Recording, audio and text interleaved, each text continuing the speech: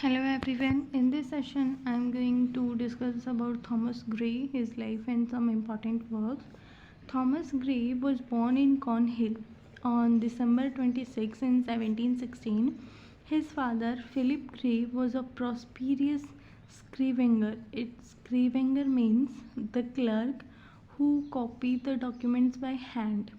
In the city of London, Thomas was a delicate boy and the only one of a large family who survived his infancy. He had a troubled childhood because of his father's harsh treatment of his mother. Thomas was sent to Eton in 1725. He was extremely happy there. His friends were very uh, from distinguished families, and the influence of Eton with its beauty and its ancient tradition remained with him throughout his life. He became a scholar of Cambridge in 1734, but he left it without taking the degree in 1738. His habits were studious and reflective. He began to write Latin verse of considerable merit. In 1739, Gray started on a tour of France and Italy with his school friend Horace. He returned to London in 1741, and the death of his father that year narrowed the family fortune. So Gray had to give up his intention to study the law. He passed some time with his mother at Buckinghamshire, the scene of the elegy. Then he returned to Cambridge. At Cambridge, he remained for the rest of his life and occasionally visited to Stoke and several tours in England. In 1768, Gray was made professor of modern history.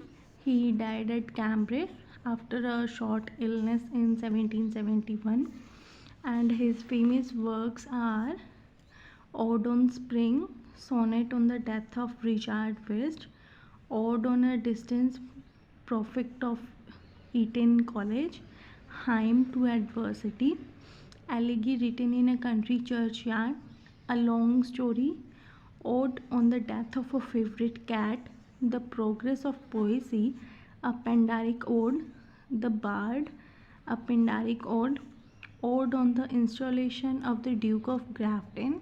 He also writes some translations, The Fatal Sisters, an Ode, The Descent of Odin, an Ode, and The Triumph of Owen.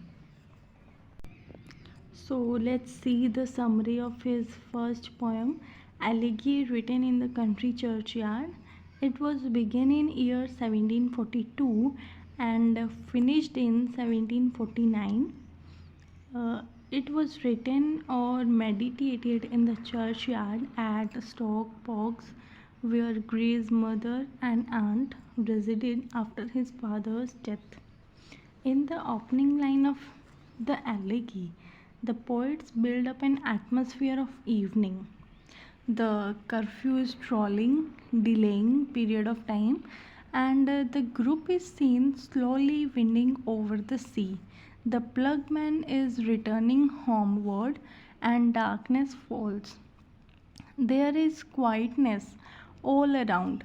The only sound that breaks the stillness of this hour are the occasion's cry of owl. The poet then refers to the rude forefather of the village who lie buried in the village churchyard. Nothing can awake them from their sleep. When they were alive, they returned from their field in the evening. They remained busy in plugging their field, cutting down trees, and harvesting. Poet tells about the irreversible nature of death and tell about occupation and simple pleasures of these honorable men. In a moralizing tone, he said, all men are subject to death. The wealth, power, nothing can bring them back to life.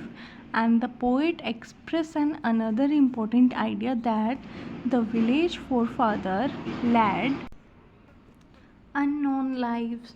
They had no opportunity for education, for self development.